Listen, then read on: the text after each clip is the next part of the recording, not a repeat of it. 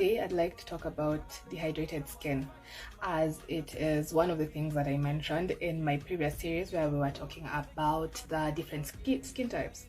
Now, dehydrated skin is not a skin type, it's actually a skin condition which can happen to anyone, whether you have dry, oily or combination skin, and that happens when you do not have enough hydration on the top layer of your skin. So dehydrated skin has nothing to do with how much water you've drunk or how hydrated you are.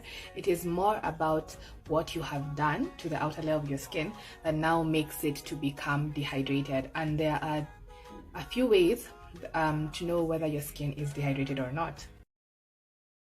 So some of the ways you can know whether your skin is dehydrated is if it looks dry, scaly or flaky, or once you wash your face afterwards, if it feels really tight and when you try and smile you feel like things are just cracking all over your face. It can feel itchy, or you can also feel like your skin is kind of stingy after you've washed it, or even when you're applying a moisturizer. The skin can look kind of dull, and sometimes it also looks as if you have like another layer of skin on top of your actual layer of skin. And it can also show up in the form that your skin looks extremely shiny and tight.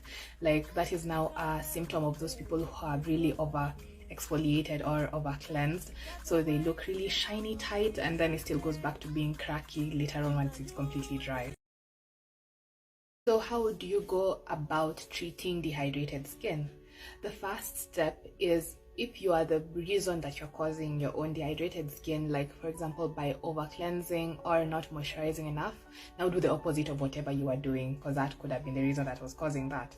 Then after that, make sure that you use a really gentle cleanser or something creamy, nothing harsh, nothing that has too many acids or cleansing properties. Like don't go for things that have a lot of salicylic acid in them, or glycolic acid in your cleanser. Just go for something that is really gentle for your skin, because right now you're going to be on a babying kind of routine to try and baby your skin back to health. Then number two, the most important thing I think is now to get a really good moisturizer, or other moisturizers and serums that now help in the hydration of the skin.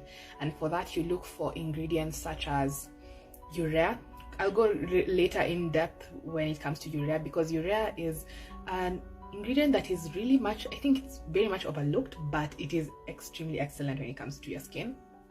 Look for things that have hyaluronic acid and glycerin. Look for those kind of thick, heavy, deeply hydrating moisturizers to try and nurse your skin back to health.